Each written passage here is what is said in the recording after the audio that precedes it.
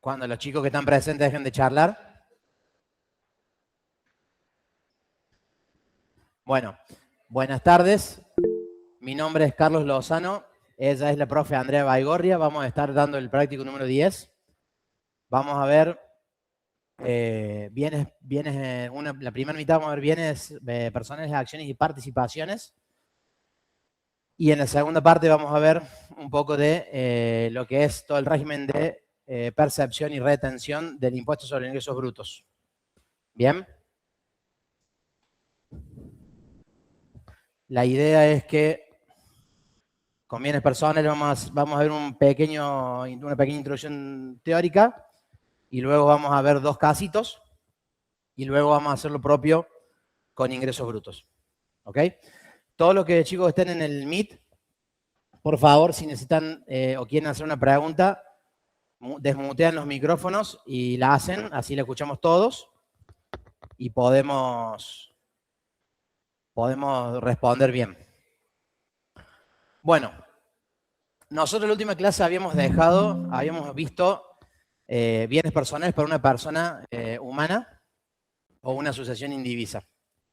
Puntualmente el caso que habíamos visto era de Juan Patiño, que era una persona humana. Buenas chicos, ¿cómo les va? Bueno, respecto del impuesto a los bienes personales vamos a distinguir ahora 4 casos y vamos a ver cómo se trata cada uno. ¿Bien? Vamos a dividir en personas humanas y asociaciones indivisas del país.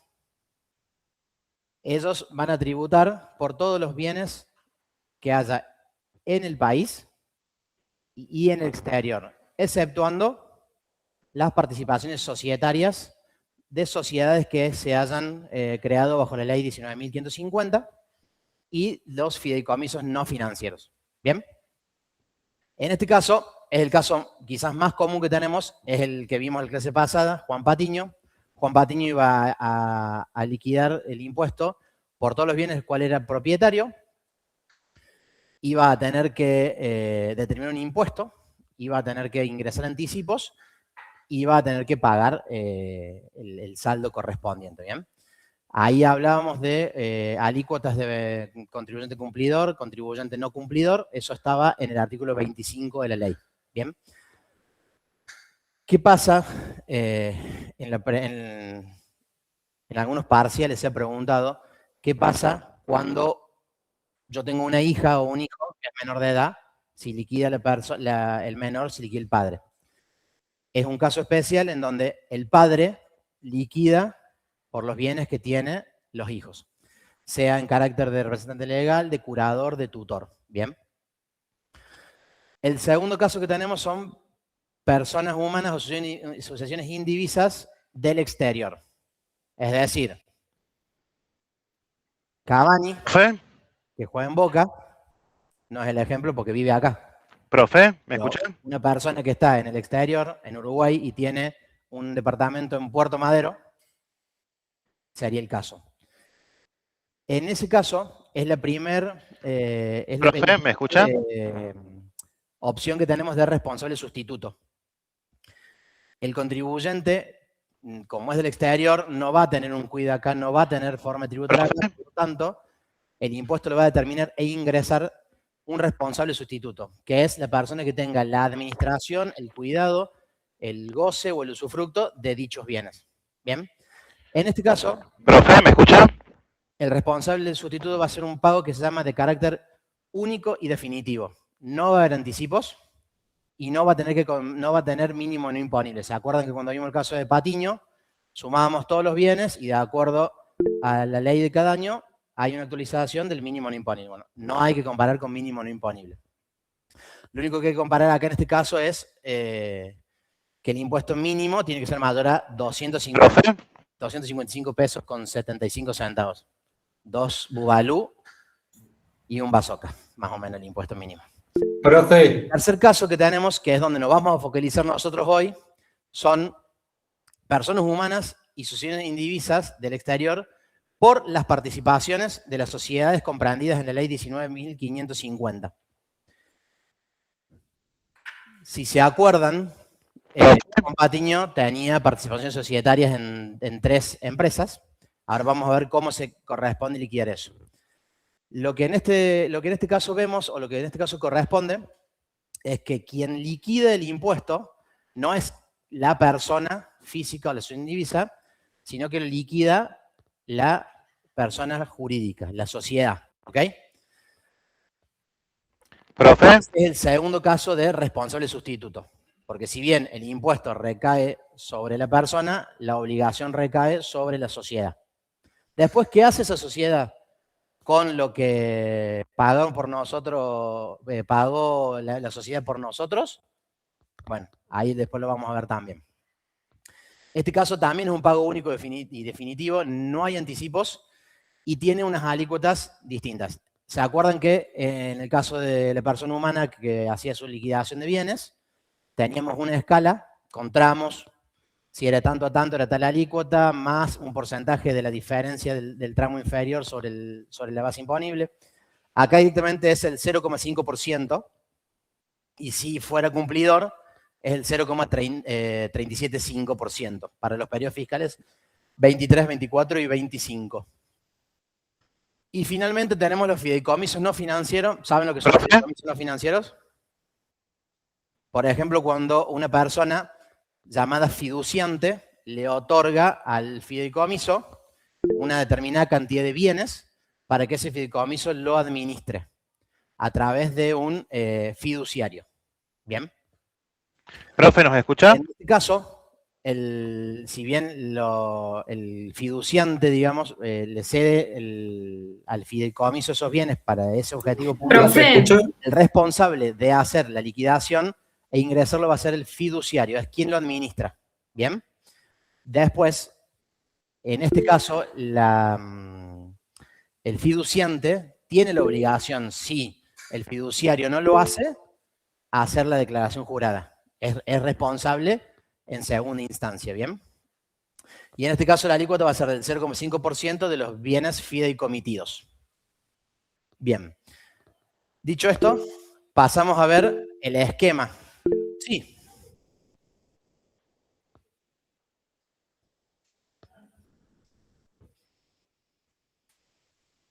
Si les pregunto si se escucha, no me van a contestar porque no se escucha.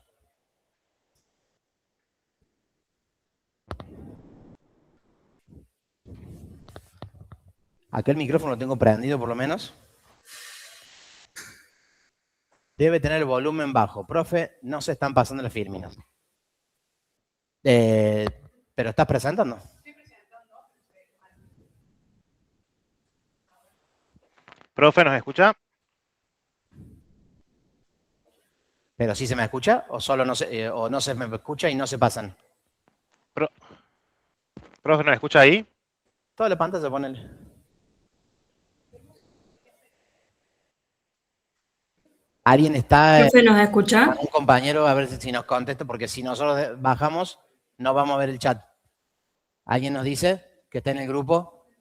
Si se escucha y si se ven los filminas. ¿Profe, escucha?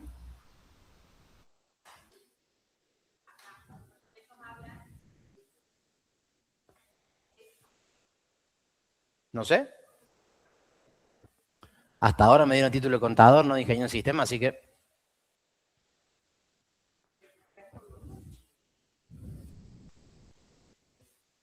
Ahí mejor. Usted no nos escucha, profe. O sea que sí se me escucha, por lo menos.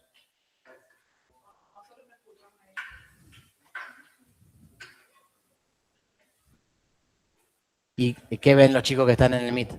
¿Ven nada?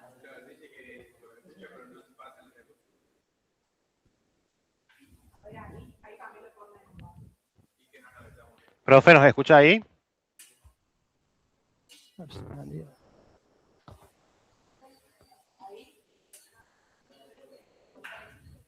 Ahí se ve.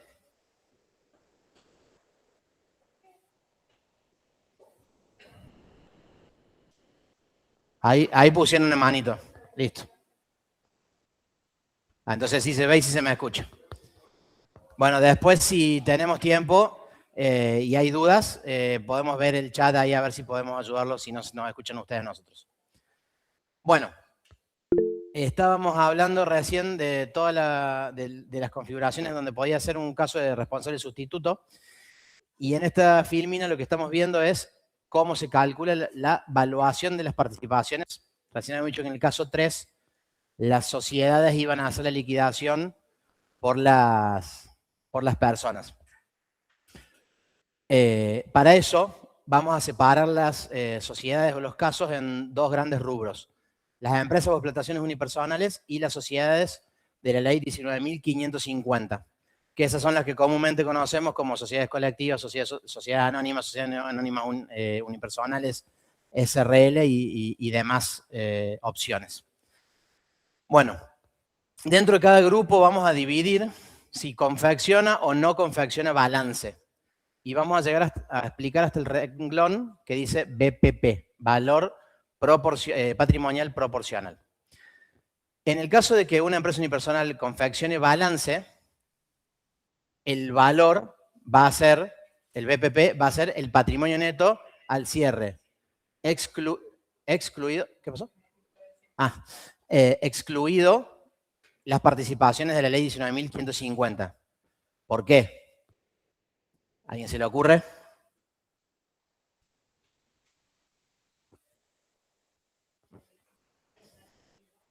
Correcto. Voy a empezar a, si contestan bien, voy a empezar a darle chupetines. Así me contestan. Y en el caso que no confeccionen balance, van a ser el activo menos el pasivo, de acuerdo a la evaluación del impuesto a la ganancia mínima presunta. Eso está en el artículo 4 de la ley. Ahora en un ejercicio vamos a ver esa casuística.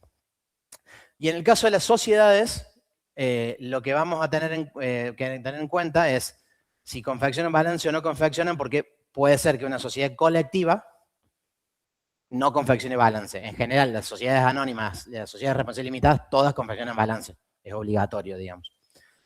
Pero bueno, si confeccionan balance, va a ser patrimonio neto al cierre, excluido los aportes irrevocables o capital perteneciente a sociedades del país.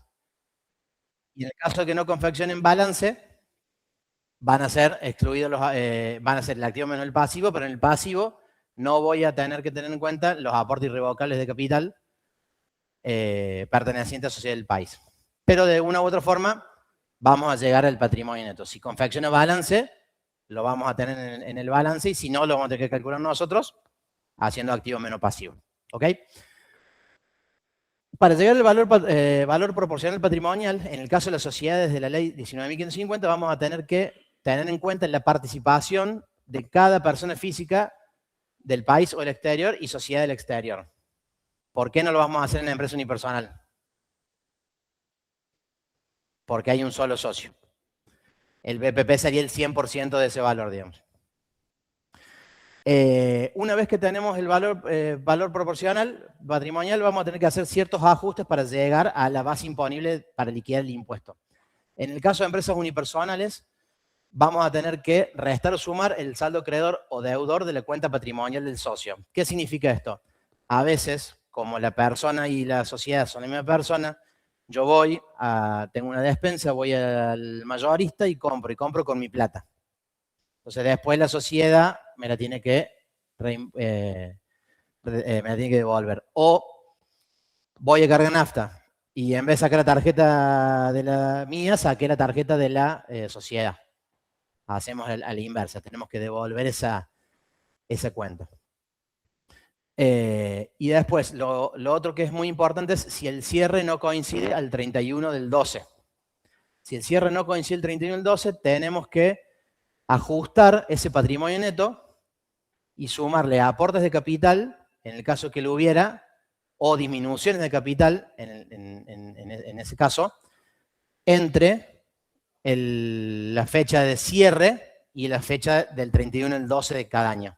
Es decir, yo cierro el 31 de agosto, distribuí dividendos, ya podemos ver las condiciones, pero distribuí dividendos el 30 de noviembre, es un ajuste para llegar al correcto valor de la participación.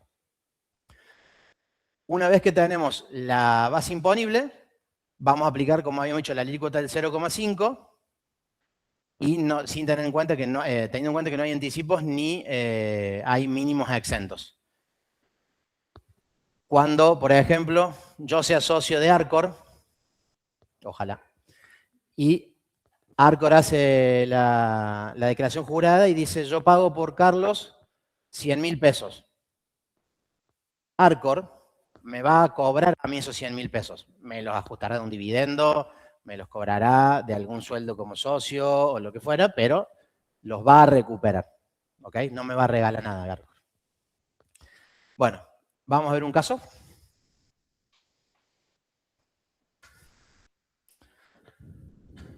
¿Se acuerdan del amigo Juan Patiño?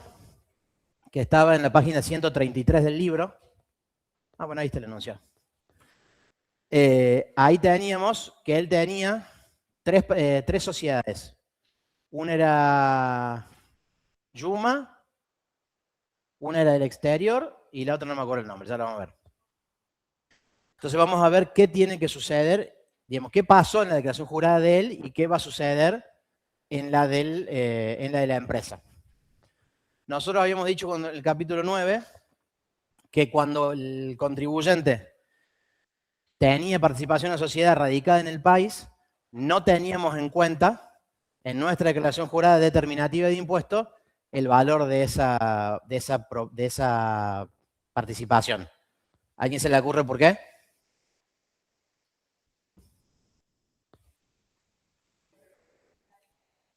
¿Cómo, perdón? Porque lo paga la sociedad. Si nosotros lo pagamos, lo pagaríamos 2 veces. ¿Ok? Entonces, bueno, vamos a ver un poquito ahora de los títulos, valores y las participaciones. La normativa importante, en este caso de las acciones, en el artículo 19, inciso J, vamos a tener los bienes situados en el país. En el 22H va a estar la evaluación de este tipo de bienes. En el 25, continuación, está todo lo que tiene que ver con ser responsable sustituto. Bien, ahí explica todo lo que es responsable sustituto. Y en el 20.2 del decreto nos explica todo lo que es referido a los ajustes que hay que hacer al valor de proporcional patrimonial entre el 31 del 12 y entre el cierre del ejercicio y el 31 del 12. ¿Ok? Bueno, vamos a ver el casito número 1. Que es, tiene 50 acciones de Yuma con cotización en bolsa, fecha de adquisición agosto del 99, costo de adquisición 15.000 pesos, cotización el 31 del 12, 57.500 pesos, patrimonio neto del cierre 145 millones, participación en la sociedad 30% y cierre de ejercicio 31 del 12 del 2025. Bueno, primero, vamos a ver. ¿Es residente Juan Patiño? ¿La sociedad es residente? Bien. ¿Es una ley regida por la ley 19.550, la sociedad anónima? Bien. Entonces vamos a calcular el valor patrimonial. Rápidamente, cualquiera que vea el ejercicio podría decir, bueno, él tiene 50.000 acciones y la cotización es 57.500 pesos. Multiplicamos eso y tenemos el valor de su participación. Si fuera así, yo hubiera explicado 15 minutos, algo que no íbamos a usar. Bien. Entonces vamos a calcular. El valor del patrimonio neto dice que es 145 millones y tiene una participación del 30%. ¿El cierre de ejercicio coincide con el 31 del 12? Bien. Entonces aplicamos los 145 millones por el 30% y tenemos el BPP al cierre, al 31 del 12, 43.500.000 pesos. Por la alícuota nos da 217.500 pesos. Eso paga la sociedad Yuma en carácter responsable sustituto como pago único y definitivo. No tiene que ingresar anticipos. ¿Se entendió eso? ¿Alguna duda de eso? Bien. ¿En el chat? ¿No? Ok, bien. Bueno, vamos a la segunda sociedad. Dice, 320 acciones de sociedad uruguaya con cotización en bolsa, fecha de adquisición septiembre del 89, costo de adquisición $54.100, valor de cotización el 31 del 12, 5.320 pesos. La sociedad, ¿es sociedad argentina? Nos olvidamos de esto y vamos al artículo 20 de la Ley de Bienes Personales y al 23 de la Ley de Bienes Personales. Bien, ahí que nos va a decir, las acciones emitidas por las entidades del exterior son bienes situados en el exterior. Si son bienes situados en el exterior, lo evaluamos al último valor de cotización convertido al tipo de cambio vendedor, bien, comprador del Banco Nación el 31 del 12. Si se fijan, ahí no hay resolución, pero si se van al ejercicio que vimos en la clase, en la clase pasada, vemos que él le cuenta en su declaración jurada, porque él es el responsable por ese bien en el exterior. Distinto el caso de las acciones de Argentina. ¿Se entendió?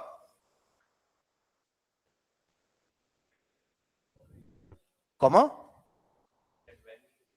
Es 5.320 por 1.430, que era el tipo de cambio comprador.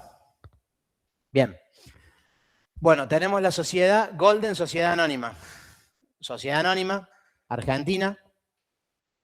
La persona residente, vamos a liquidar por el sistema de responsable sustituto. Entonces, Golden Sociedad Anónima va a hacer y va a chequear para que el contribuyente esté al día.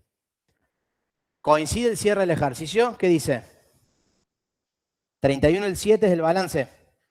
Bien.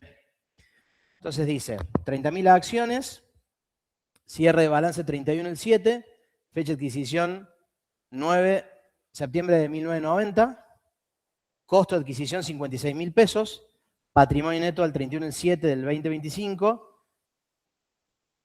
155.500.000 pesos. Participación 10%. Y dice, el 20 del 12, por asamblea ordinaria le asignan y pagan 7.500.000, perdón, en dividendos en efectivo. Bueno, entonces ahí sí vamos a tener que hacer un ajuste, ¿o no? Bien. Tenemos la cantidad son 30.000, el patrimonio neto 155.500.000.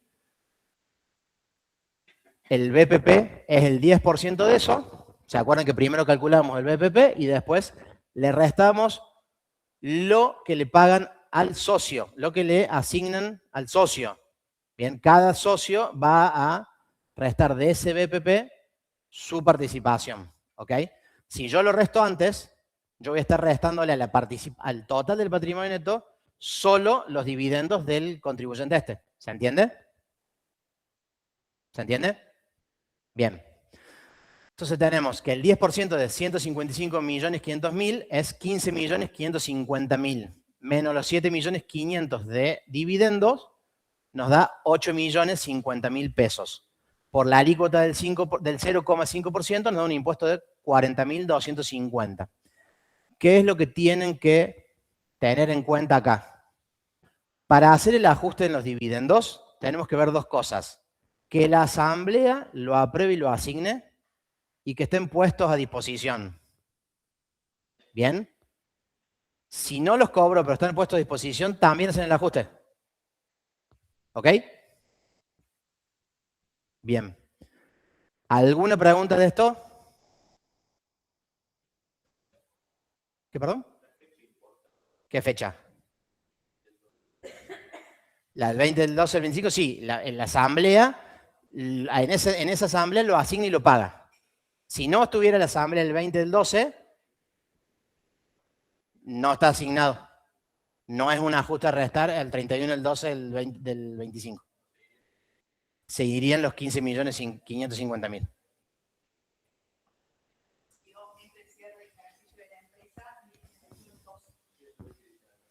Acá para los chicos que están en el Meet, la profe Andre, que está discriminada sin micrófono, acota que siempre veamos los movimientos que hay entre el cierre y el 31 del diciembre del año en curso.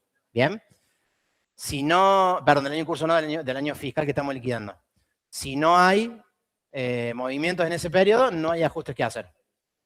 ¿Ok?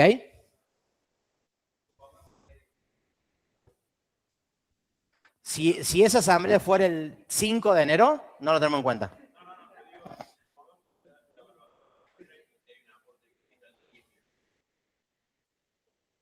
¿En qué momento del tiempo? El aporte está entre el cierre. Chicos, ¿alguien quiere contestarle al compañero? ¿O le contesto yo y me escuchan todos?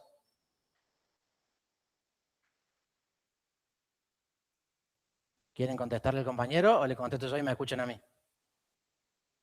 Bien, gracias. Se tienen en cuenta los movimientos que vos tengas entre el cierre del ejercicio, que sean aportes de aumentos de capital o disminuciones de capital, y el 31 del 12 del 2025. ¿Bien? Perfecto. ¿Alguna duda de esto o podemos pasar al ejercicio que sigue?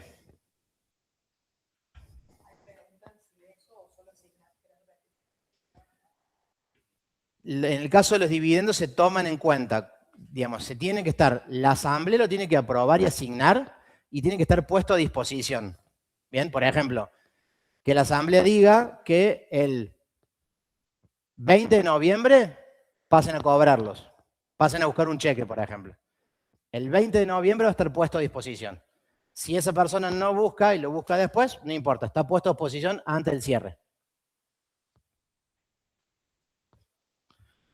Bien, vamos a ver el ejercicio 5 y acá les vamos a pedir mucho hincapié y atención porque va a haber unos errores que corregir en la guía, ¿ok? En primera instancia, en el enunciado, este tiene enunciado y tiene solución.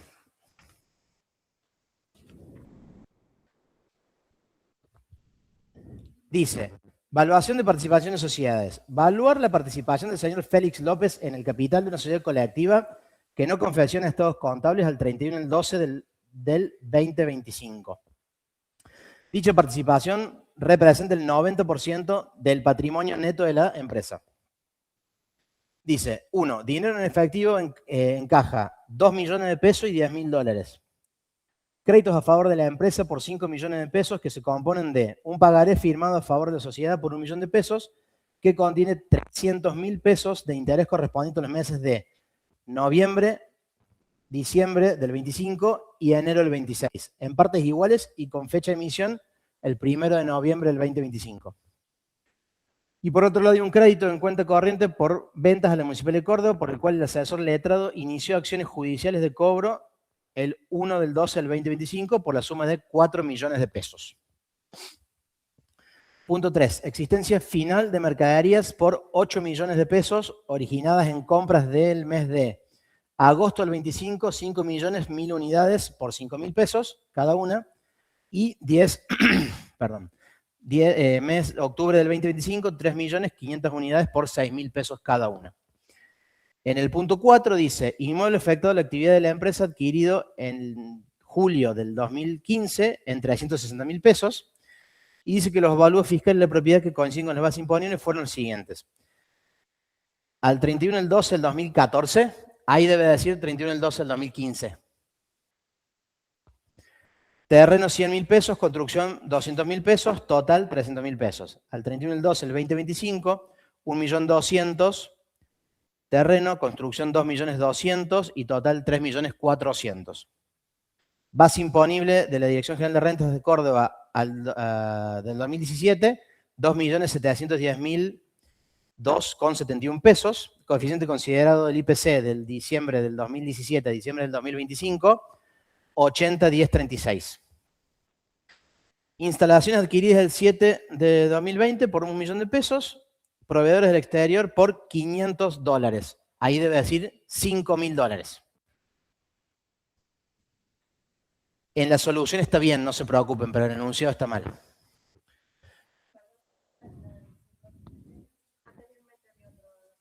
Donde está la evaluación fiscal de la propiedad al 31 del 12 del 2014, debe decir 2015. Y los proveedores del exterior por 5.000 dólares, no 500. Datos complementarios. Cotización del dólar estadounidense al 31 del 12 del 2025, tipo de cambio comprador 1430 y tipo de cambio vendedor 1480. Por favor, si alguno trabaja en un estudio contable y hace liquidaciones de bienes personales, no tome el que nosotros pusimos acá, tome el que es correcto.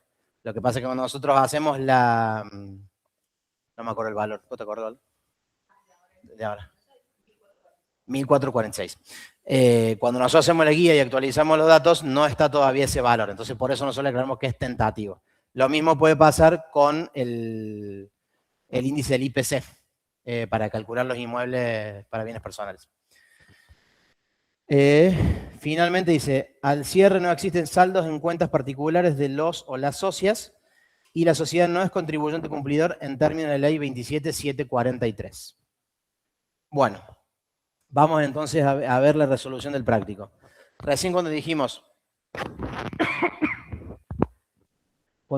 que no confeccionaba balance, ¿qué método para evaluar los activos y pasivos que teníamos que calcular usábamos? ¿Cuál? ¿Qué ganancia? ¿Cuál ganancia? ¿Ganancia o ganancia mínima presunta?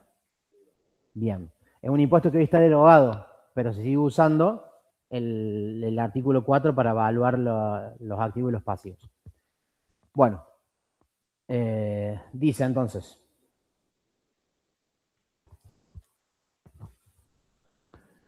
Lo primero que teníamos era el dinero en efectivo en la caja.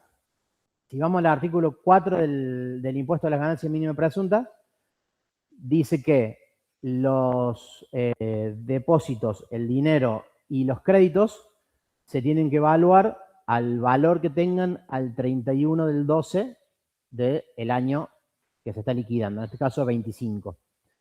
Bien. En el caso de los créditos ya vamos a ver que también tenemos que sumar los intereses devengados.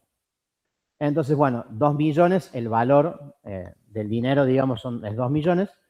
¿Y qué tipo de cambio usamos para pasar los dólares a pesos? Comprador que dijimos que era 1.430. Eso nos da que el dinero en efectivo en caja es 16.300.000 pesos. Los créditos a favor de la sociedad. Bueno, recién les adelanté algo. Los documentos a cobrar se van a tomar por su capital al 31 del 12, más los intereses devengados en ese momento. Bien. Entonces, acá decía que teníamos... pásame si quieres. Eso. Teníamos 1 millón de pesos que contiene 300.000 pesos de intereses correspondiente a los meses de noviembre, diciembre y enero. ¿Bien? Entonces, ¿qué hacemos? El millón de pesos contiene 300.000 pesos de intereses. ¿Los dejamos o los ponemos? ¿O los sacamos? Los sacamos. Bien. ¿Cuánto nos daría el capital? 700.000. ¿Y qué otro ajuste deberíamos hacer con esos intereses? Sumar solamente los devengados. Bien. Decían que se divide en partes iguales noviembre, diciembre y enero. Es decir, que cada mes tiene 100 pesos de intereses. Entonces deberíamos sumarle 200.000 pesos al valor del capital. Y después, el último párrafo del artículo 4 ICE del impuesto a la ganancia mínima presunta dice que se podrá descontar de total de créditos los importes de los que se mantengan en gestión judicial contra el Estado deudor, nacional, provincial o municipal. En este caso, quien nos debe es la municipalidad y dice que inició acción judicial de cobro el día 1 del 12 del 2025, es decir, dentro del ejercicio que estamos considerando para la liquidación, por lo tanto, los podemos detraer, no los vamos a tener en cuenta. Bien, entonces el rubro de crédito nos quedaría valuado en 900.000 pesos. Porque entró en ejecución judicial en el periodo que estamos liquidando. Si hubiera sido un mes después, a ver cuándo es. ¿Qué día dijimos que era? El 1 de diciembre. Si hubiera sido en enero, se tomaría los 4 millones. Por ahí hay que estar atento porque Por ahí se inicia la gestión judicial antes y bueno, unos pesitos te puede ahorrar. Se lo va a pagar el abogado lo mismo, ¿no? Pero te lo vas a ahorrar. Bueno, la existencia, el punto 3 decía existencia final de mercaderías. Sí, ¿quién me habla? Allá. No, 2025. O sea, entró bien, digamos, por eso no lo tenés en cuenta y lo puedes deducir. Si hubiera sido en enero del 2026 o en adelante, ya no podías deducirlo. No es deducirlo la palabra correcta, es detraerlo, porque no es una deducción, pero bueno. El punto 3 decía, existencia final de mercaderías por 8 millones originadas en compras de meses de agosto y octubre. ¿Cómo evaluamos? ¿Alguien se anima a adivinar algo? ¿O sabe?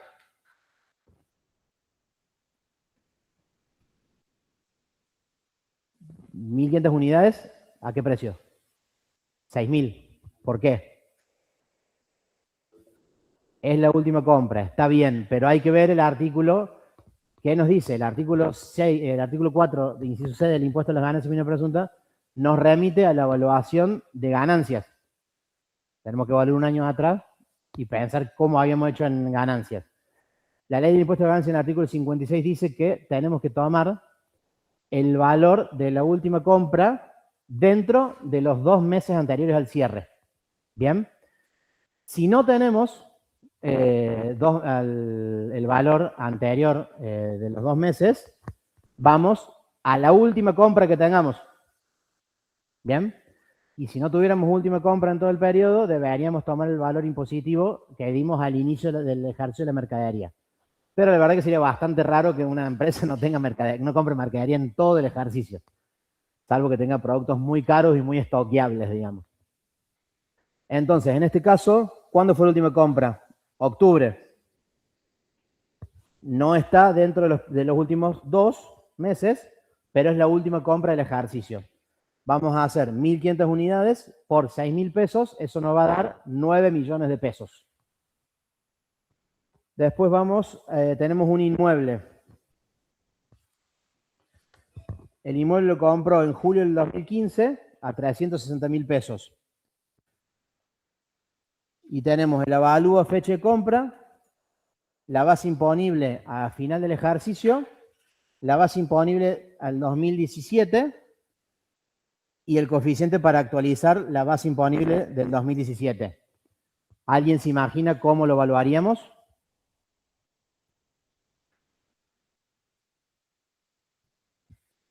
¿Nadie arriesga?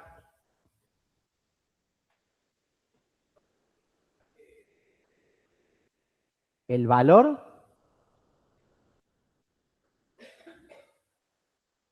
por la vida útil. Bueno, a ver. Vamos al artículo de impuesto mínimo de la ganancia mínima presunta. Algo por ese lado va. Tenés que calcular el valor residual del bien. ¿Cómo se calcula? De la misma forma que calculábamos el valor residual del bien, como hacíamos liquidación jurada de la persona humana. ¿Bien? Y eso lo tenemos que comparar con la base imponible del año en curso. ¿Se acuerdan que la clase pasada comparábamos con la base imponible 2017 actualizada por el IPC? Bueno, cuando se derogó el impuesto a las ganancias mínima presunta, creo que todavía no existía la resolución que indicaba que había que hacer la base imponible 2017 actualizada por el IPC. Por ende, en este caso, ese dato es una trampita, digamos. ¿Bien? Entonces vamos a comparar el valor residual del bien versus la base imponible del 2025. Si lo compramos en julio del 2015, tenemos 2 trimestres transcurridos y del 2016 al 2025, 40. Es decir, que de su vida útil ya pasaron 42 trimestres. ¿Bien? La amortización acumulada va a ser... primero volvamos primero al cálculo de porcentaje, que no hicimos eso. Tenemos la aplicación del porcentaje del costo de adquisición, hacemos el porcentaje y nos da 33% terreno y 67% construcción. Si no tuviéramos ese dato, iríamos al justiprecio. Bien. Ahora sí. Entonces, bueno, para calcular el valor residual vamos a dividir el costo en terreno y construcción. Y vamos a amortizar el terreno, solo la construcción. Bien. Para calcular la amortización acumulada, vamos a tomar el valor de construcción, lo vamos a dividir dividido 200 y lo vamos a multiplicar por 42. La amortización acumulada es 50.652 pesos. Entonces vamos a hacer, el valor residual va a ser igual al valor del terreno, 118.800, más 241.200 de la construcción, menos la amortización acumulada, que es 50.652. Ahí en la fírmina se nos cortó el valor, digamos, no es 50, es 50.652. Eso nos da 309.348 pesos. Lo comparamos con la base imponible, 3.400.000, y tenemos que tomar el mayor. Entonces la evaluación de ese inmueble es 3.400.000 pesos. Después que teníamos instalaciones que se compraron en julio del 2020. Las instalaciones, por norma, por regla, digamos, tienen 10 años de vida útil. Entonces vamos a ver cuánto transcurrió del 2020 al 2025. 2020, 2021, 22, 23, 24, 25. Y sí, algunos contadores contamos con los dedos. 2025 son 6 años. Vamos a hacer el cálculo, que es 1 millón de pesos dividido su vida útil 10 por los 6 años transcurridos. Eso nos va a dar un valor de amortización acumulada 600.000. Entonces el valor residual va a ser ¿cuánto? 1 millón menos 600.000, es decir, 400.000. Y tenemos, ya el próximo es un pasivo.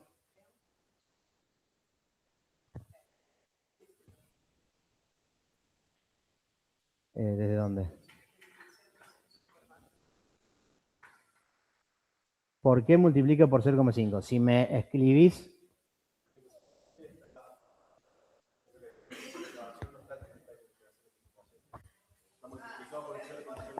sí, son diferentes formas de contar los periodos, digamos, eso es... el porcentaje, digamos, de la vida útil transcurrida, digamos. Es eso, digamos. Eso, sí, son directamente fórmulas de cálculo, digamos, de cómo calcular el coeficiente de el desgaste o el paso del tiempo. Bien, entonces ahí terminamos con el activo computable. Acá hay otro error en la guía.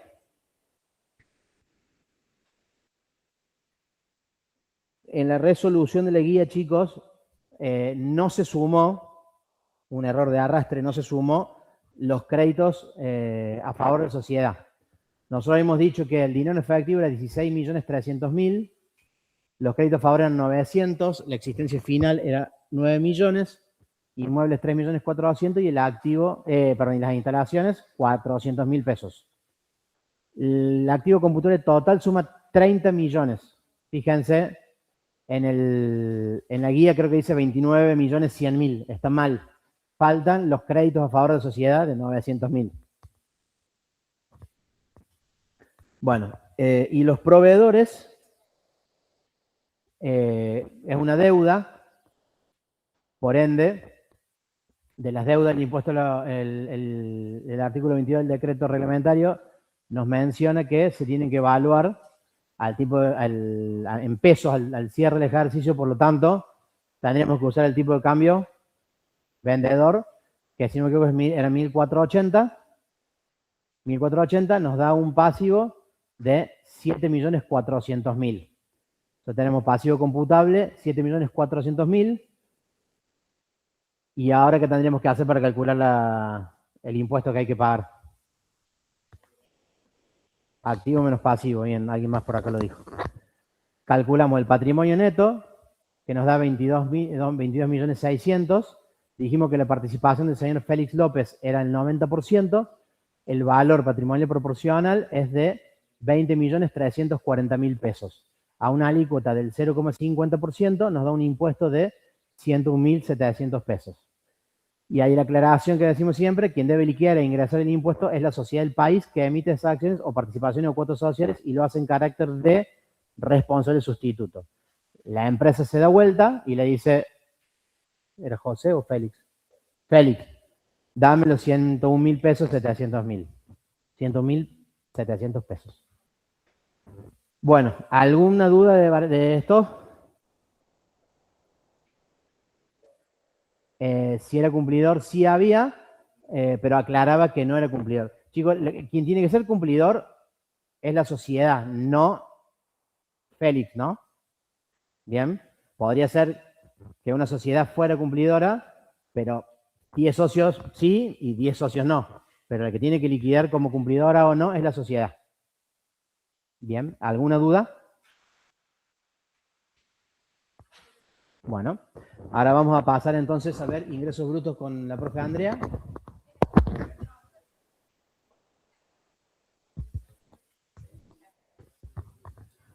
Vas a tener que meter el... No sé, ¿querés probar? ¿Tienes pila? A ver, prueba. No, puede ser falso.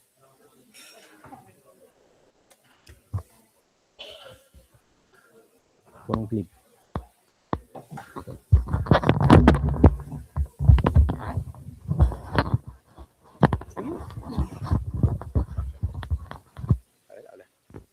Hola. Hola. ¿Me escuchan? ¿Me escuchan? ¿Sí? Ahí está abierto ahí por las dudas, mi chat.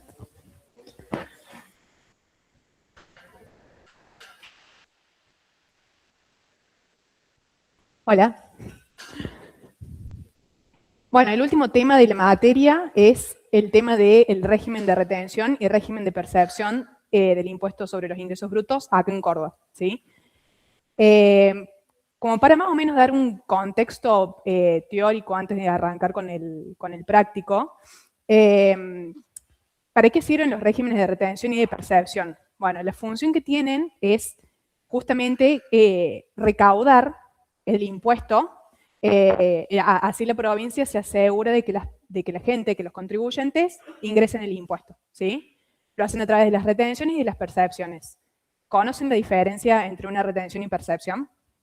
Está clara la diferencia porque son muy diferentes, ¿no? Bueno, una retención se practica cuando yo estoy por pagar, por hacer un pago, y yo cuando hago el pago retengo parte de ese pago, me doy vuelta y se lo ingreso al fisco, ¿sí? Eso es una retención, cuando yo estoy por hacer un pago. A diferencia de la percepción, que es cuando yo estoy por emitir una factura, porque vendo bienes o servicios, al momento de emitir la factura yo le agrego una adicional a esa factura, que es la percepción, y se la cobro al cliente, ¿sí? El cliente le paga con la factura y después eso también ingresa al fisco. ¿Quiénes son los agentes? ¿Quiénes retienen? ¿Quiénes perciben? ¿Quiénes pagan? ¿Quiénes no pagan? Bueno, todo eso está en esas dos normativas, ¿sí? Lo que es el decreto 2445 del año 2023 y la resolución 45 era del año 2023, ¿sí? Está todo ahí. Bueno, ¿cómo sé qué contribuyentes tienen que tributar? ¿A quién le tengo que retener? ¿A quién le tengo que percibir? Bueno, eso está en un listado, ¿sí? Que publica Rentas de Córdoba todos los meses, en donde figura el detalle de quiénes son contribuyentes y quiénes son sujetos no pasibles de la retención o de la percepción, y qué alícuota le corresponde que le retengan o le perciban, ¿sí? Bueno, los listados son esos tres, que tenés el régimen de retención, el régimen de percepción y el de percepción de servicios públicos. Ese listado se publica el 22 de cada mes. Si no es día hábil el 22, se publica el día hábil siguiente. Ese listado se llama Listado Único de Alícuotas, LUA. Y lo que vos haces ahí es entrar a la página de Rentas de Córdoba. Hay un micrositio que te permite consultar. Uno pone la quit de quien quiere consultar, a ver qué alícuota le corresponde. Y la página lo que hace es tirarte qué alícuota le corresponde en cada régimen, ¿sí? Bueno, después tenés, aquí hay sujetos. Bueno, ¿qué sujetos están más acortados de lo que yo he visto? Está bien, está bien, está bien. Hay sujetos que están obligados a actuar y hay, que por normativa están obligados de acuerdo a la actividad que hacen, y hay otros que están nominados, es decir, tipificados en el anexo del decreto donde dice tal empresa tiene que retener o percibir, ¿sí? Para el caso de las retenciones y percepciones. Después hay casos que por ahí hay sujetos que no figuran en la LUA, que puede ser que sean sujetos que no están inscritos en el régimen de ingresos brutos, por ende no van a figurar ni como sujetos al tributo, ni como sujetos no pasibles. Y después tenés los nuevos contribuyentes, que son los que recién se inscriben en ingresos brutos, ya sea ingresos brutos local de Córdoba o ingresos brutos de convenio, ¿sí? En ese caso, en el caso de los no inscriptos, le tienen que retener y percibir igual, con una alícuota general, que es para el caso de la retención del 5% y para el caso de la percepción del 6%. Y para el caso de nuevos contribuyentes, ya sea local o de convenio, no se le tiene que retener ni percibir, ¿sí? Bueno, ¿cómo es el cálculo de la retención y de la percepción?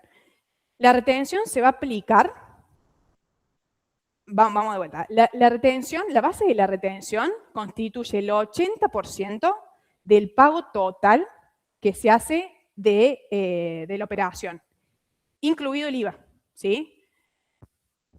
Es decir, yo tengo que ir a pagar una factura de 50.000 pesos, incluido el IVA, yo sobre esos 50.000 pesos calculo el 80% y sobre ese 80% yo voy a aplicar la alícuota de la LUA, ¿sí? De acuerdo a la alícuota que yo consulte, ¿bien? O sea, el 80% del pago total va a constituir la base sobre la cual yo voy a aplicar la retención. ¿Se entiende? Bien. Es sobre el pago total. Yo dije como ejemplo que es una factura de 50.000 pesos, pero en realidad es por pago, la retención.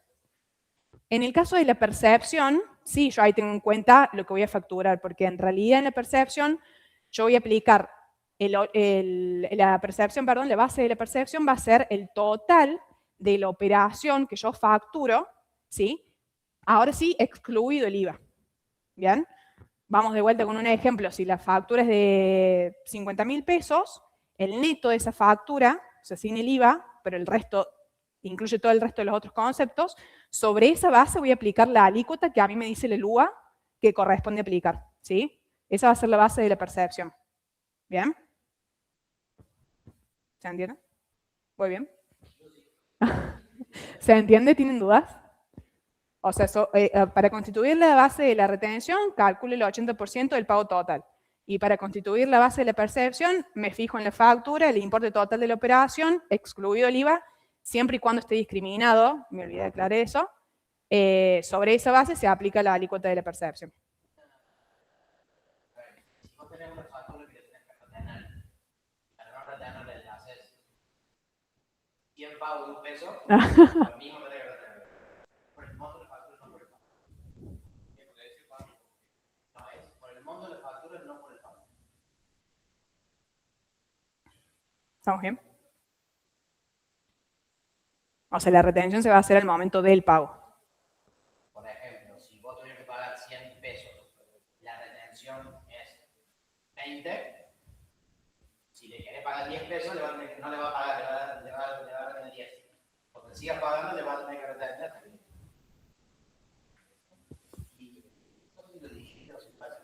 A ver. Si, por ejemplo, a mí me pagan una computadora, ¿qué hago? Ah, no, eso va después. Ah, sí, pero está bien igual. Bueno, después, bueno, acá en los regímenes esto de retención y percepción también aparece el tema de los mínimos de la operación, del pago o de la facturación que yo tengo que tener en cuenta para ver si tengo que retener o percibir. En el caso de la retención, por pagos que yo haga de 15.000 pesos para arriba, o sea, es un monto bastante chico, por pagos que yo haga de 15.000 pesos para arriba voy a tener que retener, ¿sí? Y en el caso de las percepciones, si yo facturo algo de 4.500 pesos para arriba, también tengo que percibir. Bueno, hay excepciones, bueno, está la excepción de EPEC, que no computa otro mínimo, Y en el caso de las percepciones, tenés diferentes sectores que no aplican ese mínimo, que no importa lo que facturen, va a ir la percepción igual.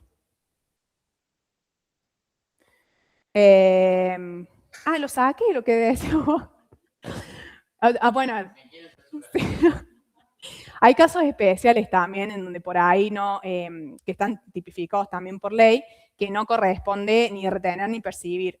Tenés el caso, por ejemplo, de, como decía el profe, cuando se hace un pago en especie. ¿Qué pasa si a mí, como dice el profe, me pagan con computadoras? ¿Cómo hago yo para retener? O es muy común, por ejemplo, en el caso de los abogados, no sé si se puede decir, que hay muchos abogados por ahí que cobran en horarios en especie cuando reciben, no sé, un inmueble, un departamento. Bueno, yo no puedo quedarme con una parte de la casa, con una ventana, con una puerta. Entonces, en ese caso, es imposible retener, no se retiene, ¿sí? Bueno, la imposibilidad. Claro. Después, otro caso, por ejemplo, que aplica para retención y percepción, es el caso de los monotributistas. Los monotributistas, en el pago de la cuota mensual que tienen incluido lo que es el componente provincial, del impuesto provincial. Entonces, en ese caso, no se retiene ni se percibe, ¿sí? Ya lo pagan directamente con la cuota. Sí.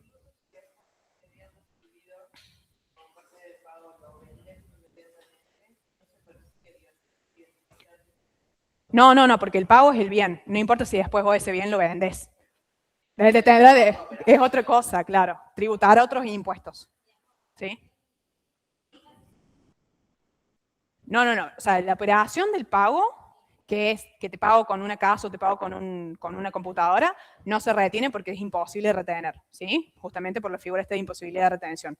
Listo, lo que yo haga después con lo que yo recibo como forma de pago, habrá que ver cómo se encuadra en otros impuestos, qué tributará o qué no, ¿sí? Y depende de la figura que tiene uno frente al fisco, ¿no? O sea, es otra cosa eso. Sí. ¿En especie? Sí.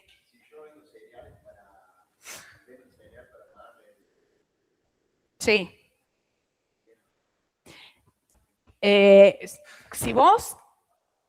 Si la forma de pago es en grano, no, tenés en especie. Depende del tipo de contrato que vos tengas. El agro es bastante rebuscado en entenderlo, pero si vos pagás en granos, no, el grano no se retiene, digamos. Otra cosa es que un contrato esté valuado en quintales, tipo es un equivalente, ahí es otra cosa. Claro, la plata te entra en pesos. Ahí sí, cuando es un equivalente. Si vos vendes material para pagar el alquiler, estás pagando en pesos, entonces tendrá que corresponder la retención o no en función de quién es el comprador, de quién es el que alquila y quién es el dueño. No, está ese. Bueno, el ejercicio que vamos a ver es el 6 de la página 100.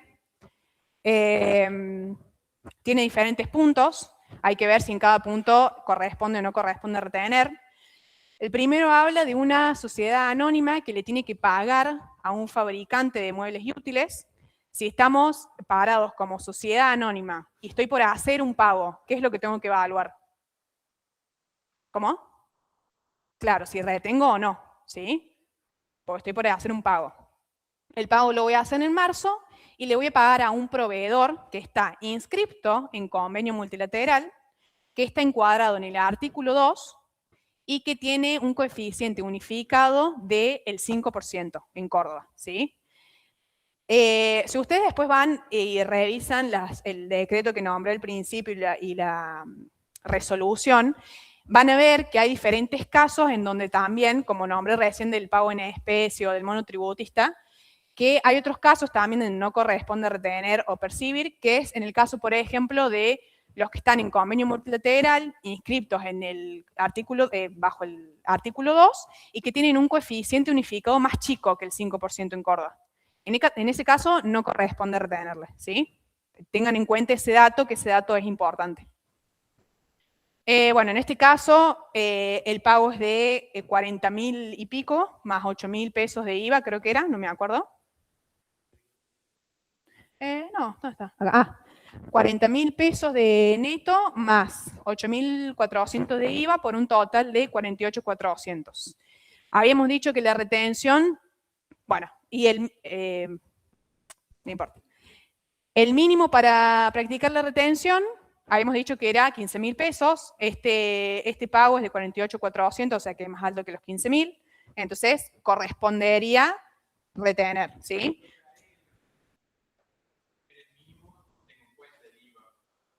Claro, eso es lo que iba a decir ahora a continuación.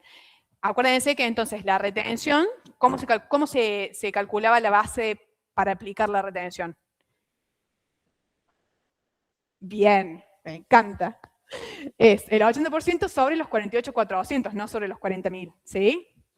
Sobre el total con el IVA incluido. Bien, entonces yo que voy a tener en consideración acá para ver si es más alto o más bajo que 15.000 pesos, el total, los 48.400, ¿sí? Entonces, según toda la info que yo tengo acá, que es inscripto en convenio, o sea, es un responsable inscripto, que está encuadrado en el artículo 2, que el coeficiente es más alto que es el 5%, más alto que el 5%, que es mayor a los 15.000 pesos del mínimo, todo me indica que corresponde retener, ¿sí? ¿Cómo es el cálculo? 48.400 por el 80% me da la base, ¿sí? Sobre esa base yo voy a aplicar el 2% que a mí me indica la LUA, ¿sí? Ese dato de la LUA me lo da el enunciado, ¿sí? Pero en la práctica uno tiene que entrar a la página de rentas y consulta al contribuyente, ¿sí? Bueno, la retención me da 774 pesos con 40. ¿Se entendió ese? ¿Dudas? ¿Estamos bien? Bueno, en el punto 2 me dice que una SRL tiene que pagar una factura de librería, ¿sí? Ese pago lo hace en junio. Y el proveedor que le tiene que pagar dice que es nuevo sujeto inscripto en ingresos brutos, que la alta fue en junio del 2025. ¿Qué pasaba con los nuevos inscriptos? Bien, no se retiene. Hay que tener en cuenta que los nuevos inscriptos se consideran como un nuevo inscripto si estoy considerando el mes corriente, es decir, el pago de la factura se hace en junio y yo veo que el nuevo contribuyente está dado de alta en junio, ese es mes corriente, y el mes inmediato anterior, si el contribuyente se dio de alta en mayo de 2026, ¿25? En mayo de 2025, 26, no veo nada. No, está bien. El pago es en junio de 2026 y se inscribió en junio de 2026. Es en el mismo mes, ocurre, en simultáneo. Es un nuevo contribuyente. Ahora, también hay que tener en cuenta que si ese proveedor se inscribió en ingresos brutos en mayo de 2026, también es nuevo contribuyente, ¿sí? Nuevo inscripto. Bueno, ahí está la aclaración. Entonces, en el punto 2 no corresponde retener. ¿Se entendió? ¿Dudas? ¿No? Punto 3. Bueno, acá habla de una sociedad anónima que está designada como agente de retención, que paga en marzo de 2026 en concepto de alquiler de inmuebles a un propietario que ha cumplimentado las condiciones exigidas por la Dirección General de Rentas. Y nos da dos casos. En el primer caso que pagó 900.000 pesos y en el segundo caso que pagó 1.600.000. ¿Se acuerdan cuando vieron ingresos brutos que había un artículo que habla específicamente del monto del alquiler mensual para ver si tributaba o no ingresos brutos? ¿Se acuerdan? Bueno, acá hay que tener en cuenta lo mismo. Hay que tener en cuenta ese valor bisagra que pone la LIA, la Ley Impositiva Anual de Córdoba, para ver si corresponde retener o no, ¿sí? El monto era 1.230.000, ¿sí? Por ende, ¿qué quiere decir? Que si el alquiler que estoy pagando es menor a 1.230.000, ¿voy a retener o no voy a retener? Bien, no voy a retener. Si el monto del alquiler es más alto de 1.230.000, retengo, ¿sí? No es propiamente de retención de percepción, pero no es un mínimo exento.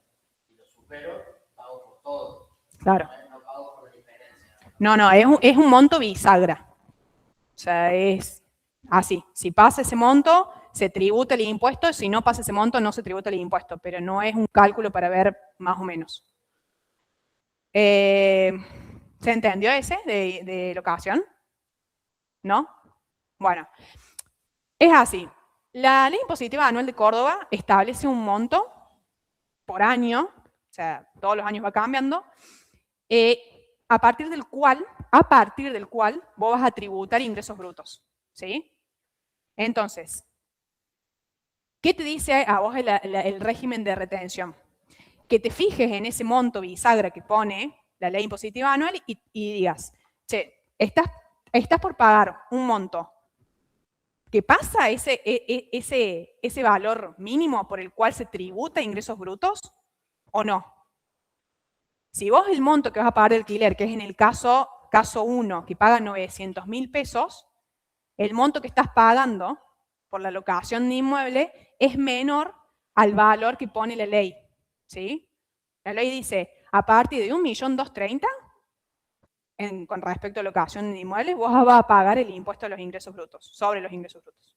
Si el monto es más chico que ese, no estás obligado a tributar, ¿sí? No vas a tributar. Ese monto lo lleva el régimen de retención, lo trae de referencia y dice, si vos pasas ese límite, retenes, si no, no. ¿Se entiende? Porque se condice, digamos, con el tributo. ¿Sí? No lo supera, no paga, digamos. Claro. Por eso en el caso 1, ¿ves? Dice, caso 1 no corresponde retener. Estás pagando 900.000 pesos, que no supere el 1.230.000 que establece la ley, no retenes, ¿sí? No paga ingresos brutos. Ahora, en el caso 2, dice que paga 1.600.000. Entonces, en ese caso, vos estás pagando más de 1.230.000, que es lo que te pone la ley. En ese caso, ¿vos qué haces? Agarras el 1.600.000, ¿sí? Que es el monto total del pago, ¿sí? Aplicás el 80% para tener la base de la retención y sobre esa base calculas la retención con la alícuota que establece, bueno, en este caso la alícuota te la da el enunciado, que es del 3%, ¿sí? ¿Se entendió ese? ¿Sí? Sí. No. Eso estábamos hablando. Es un monto bisagra, no es por diferencia. Si vos lo pasas, pagas. Si no lo pasas, no pagas. Es así.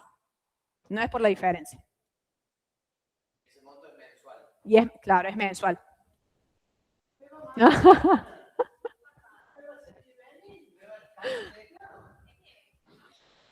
Después fíjate.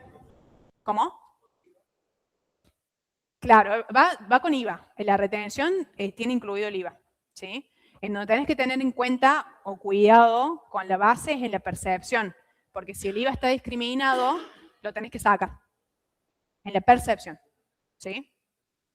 Pero cuando vos vas a retener es sobre el monto total. Bueno, punto 4. Dice que Claudio Herrera S.A., una sociedad, paga una factura de mantenimiento de equipos de computación en junio de 2026. El proveedor dice que no está inscripto en ingresos brutos. ¿Qué pasaba con los no inscriptos? ¿Cómo? No, a los no inscriptos, ¿qué pasaba? Se le retiene el 5%, que es una alícuota general, ¿sí? Como no están nominados en la LUA, en el listado único de alícuotas, va por una alícuota general que en el caso de la retención es un 5%, ¿sí? El pago es de 72.600 y la forma de pago dice que es en especie, que le paga con artículos de librería. ¿Qué habíamos dicho cuando pagaba en especie? Listo. Entonces no se lo va a retener. Punto 5. Es una empresa emisora de tarjeta de crédito que en el mes de junio realiza un pago a un comercio adherido de la ciudad de Córdoba por 50.000 pesos, deducidos aranceles, comisiones, intereses y otros conceptos cargados en el sistema y en el impuesto al valor agregado correspondiente a los mismos. Bueno, acá la agente de retención es una empresa emisora de tarjeta, un banco. Este banco le va a pagar a un comercio adherido, o sea, un local que trabaje con tarjeta de crédito, con Postnet. En este caso hay que tener en cuenta que la retención que va a hacer la empresa emisora de la tarjeta de crédito, o sea, el banco es el que le va a pagar al comercio, tiene que aplicar la retención, la alícuota de la retención sobre el monto total del cupón, ¿sí? No sé si alguna vez vieron algún cupón que emiten los Postnet o las tarjetas de crédito cuando llega la liquidación. Bueno, las tarjetas de crédito hacen una liquidación, ¿sí? Los bancos hacen una liquidación que le envían al comercio y sobre el pago que hace el cliente en el comercio, el banco le hace una serie de descuentos de comisiones, de aranceles, de IVA, todo. Sobre ese monto liquidado final, que es lo que el banco le va a ingresar a la cuenta al comercio adherido, sobre eso le aplica la alícuota LUA, ¿sí? En el punto 5 habla de 3 casos, ¿sí? Habla del primer caso que está excluido del padrón, el segundo caso que está incluido como contribuyente local y te da la alícuota del 3,5, y en el tercer caso dice que es un contribuyente de convenio multilateral y te da una alícuota del 1,75. El caso que está excluido del padrón significa que no está el dato en el listado único de alícuotas. No tengo ahora el artículo. ¿No tenés el artículo a mano? Bueno, los que están incluidos en el padrón, hay una alícuota específica, ¿sí? En el decreto y en la resolución, que dice que los que están excluidos del padrón y que reciben esos pagos por cupones, tienen que aplicar la alícuota del 3%, ¿sí? Eso está normado, está establecido en la norma. No me acuerdo ahora el artículo, ya después lo voy a buscar y los pasé yo cuando pasé el archivo. No lo puse ahí.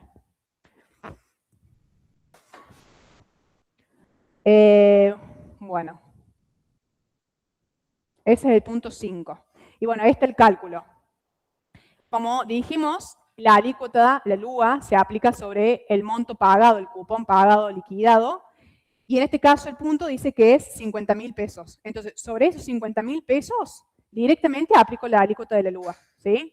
No aplico ni los 80 ni nada de eso. Directamente la LUA sobre ese 50. ¿Bien? ¿Se entiende? ¿Estamos bien? Artículo 386. Del decreto de 2445 del 2023. ¿Se acuerdan los dos primeros que habíamos visto al inicio de la parte teórica del decreto y la resolución? Bueno, en el decreto, se fijan ahí, hay el artículo 386 que habla de eso, establece la alícuota. No. Se van a cansar. Punto 6. Una empresa embotelladora de la Atlántico. Creo que yo puse primero el 7. Bueno. Punto 7 es un caso especial que habla de que la agente de retención es una SRL que paga primas a una compañía de seguro. ¿Qué pasa acá? Una compañía de seguro tiene un tratamiento especial, ¿sí? Es uno de los casos especiales de los cuales establece... ¿Se escucha ahí? Es un caso especial que la ley establece que tiene un cálculo de base diferente a lo común, ¿sí? Para el caso de las compañías de seguro, la base de cálculo de la retención no constituye el 80% del pago total, sino el 20%, ¿sí? Hay diferentes casos tipificados en el decreto y en la resolución, después ustedes véanlos, que establece estas diferencias así. Para el caso de las compañías de seguro, la base de cálculo de la retención se constituye por el 20% del pago total, ¿sí? No el 80%. 221, artículo 221 del decreto 2445. Bueno, ¿qué más me dice acá? Me lo da como dato que la LUA es del 3,5%, que el pago total es de 400.000 pesos, por ende 400.000 pesos es más alto, mucho más alto que 15.000 pesos, que es el mínimo, correspondería retener, ¿sí? ¿Cómo es el cálculo? 400.000 pesos, ¿sí? por el 20%, no el 80-20, y sobre eso, ¿sí? Aplico la alícuota LUA, que es el 3,5, ¿sí? El monto entonces me da 2.800 pesos de retención. Sí. Porque también es particular, pero cuando las emisoras de tarjeta de crédito, que es un ejemplo, un banco que, no sé, trabajas con alguna Visa, o son un local, trabajas con tarjeta de crédito, le cobras al cliente con tarjeta de crédito. Después el banco tiene que venir y hacerte la liquidación de esa plata, ¿sí? Porque a vos la plata no te entra directo a tu cuenta, ¿bien? Por eso usan esa intermediación de la tarjeta de crédito.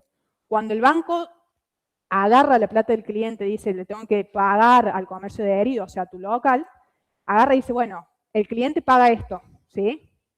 Monto X. Sobre ese monto yo tengo todos los descuentos de comisiones, de aranceles, de impuestos. Sobre ese monto neto de todo eso que te descuenta, sobre ese monto que es la liquidación o el cupón, famoso cupón, sobre eso aplico directamente la alícuota de la retención, ¿sí?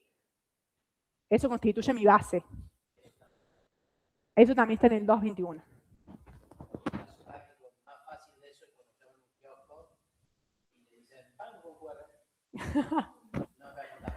Claro. De descuento.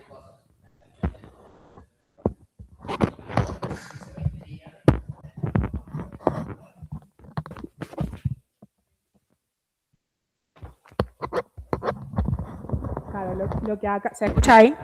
Lo que acá dice el profe es que, por ejemplo, cuando ustedes van a un local a comprar y preguntan si puede ser con tarjeta de débito o con QR, por ahí dice que te dicen, no, prefiero transferirme, este es mi alias. Y eso es porque así todo con QR también le cobran aranceles e impuestos y así todo con QR el depósito no es inmediato. Entonces, por eso muchas veces uno cuando va a comprar dice, QR, no, transferirme mejor, así, porque claro, la liquidación incluye todos esos descuentos que le hacen, ¿sí? Y bueno, por último, había dejado el punto 6, que es el anterior a ese, que es el caso de una percepción, ¿sí? Acá dice que es una empresa embotelladora que factura una venta y es agente de percepción nominado, ¿sí? Habíamos dicho que los agentes de percepción pueden estar nominados, o sea, están en un listado, en un anexo, en el decreto, o pueden estar obligados según el tipo de actividad que hagan, ¿sí? En este caso es una percepción porque estamos diciendo que esta empresa va a facturar una venta, ¿sí? Entonces es un adicional que le va a agregar a la factura. El cliente dice que es Supermercado Dino, que está inscrito en convenio multilateral y está encuadrado en el artículo 2, coeficiente unificado para Córdoba superior al 5%. En el caso, igual que en las retenciones, para el caso de las percepciones también es importante que tengamos en cuenta esto del convenio, artículo 2 y coeficiente superior a 5, ¿sí? Porque en el caso de que el coeficiente sea menor a 5, no corresponde percibir, ¿sí? Bueno, habíamos dicho que acá la percepción, la base de cálculo de la percepción era el total de la operación sacado el IVA, ¿sí? Excluido el IVA, siempre y cuando esté discriminado en la factura.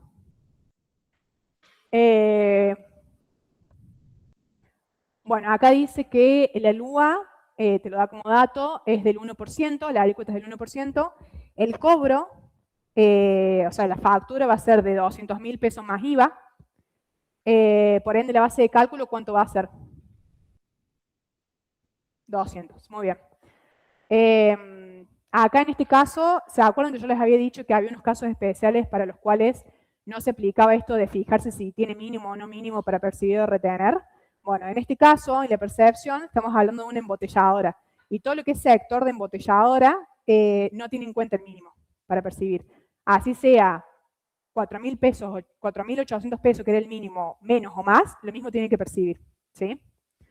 Entonces, va a ser los 200.000 pesos por el 1%, que es la alícuota que me tira la LUA, ¿sí? Entonces, la percepción va a ser de 2.000 pesos.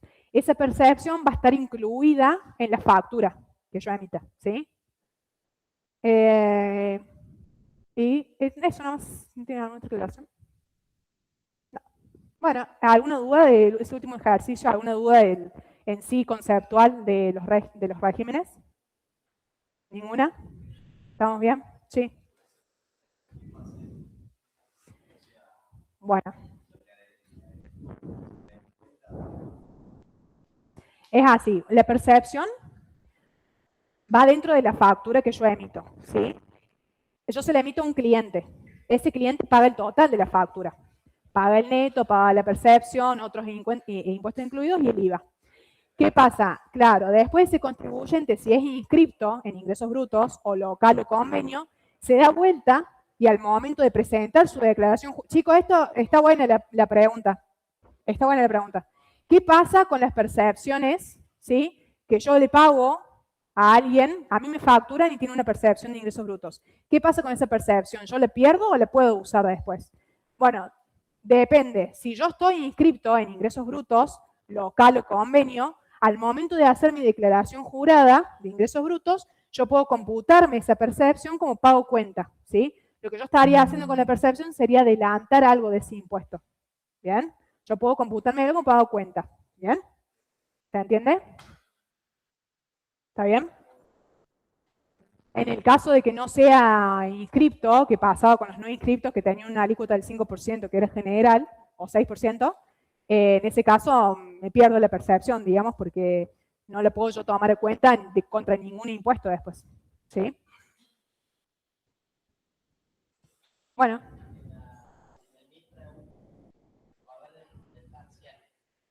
Del parcial es el jueves 11. Bien. El parcial, chicos, el tercer parcial recuperatorio es el jueves que viene, 11. No es recuperatorio, es tercer parcial. Disculpen, porque son temas nuevos. De 18 a 20 horas, ¿sí? El jueves que viene, tercer parcial. Sí. No, me parece que es lo que dio en el práctico, hasta lo que se... Sí. De todas formas hay consultas antes del parcial también por las dudas. ¿Ya está, chicos? ¿Ninguna duda? Son libres, entonces. Gracias. Ay, me hice mal el dedo, mira.